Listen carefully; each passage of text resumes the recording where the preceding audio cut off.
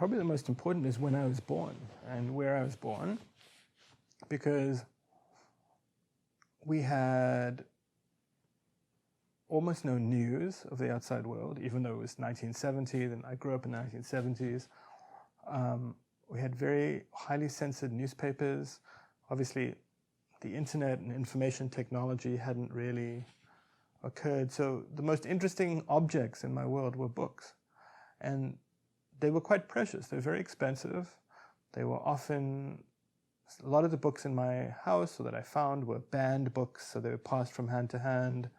So books were actually the most interesting thing around. I think if I'd been born 10 years later or 20 years later, they wouldn't have been. But at the time, they were very interesting, and it seemed natural to be interested in them.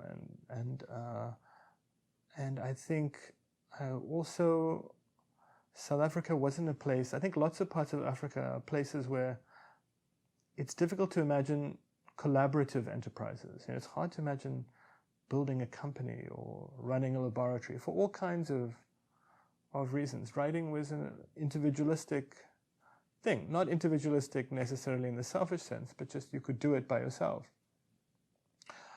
And I think thirdly, it was a place that was changing very quickly. So you know, every year almost, every 3 months, every 6 months, something would be different. And in fact, the South Africa of today looks very little like the country I grew up in. And I think that naturally provokes curiosity and interest in trying to establish what changed, what got lost, how is it different. So I think for all those reasons, I ended up writing about it. My father wanted me to be a physicist, actually.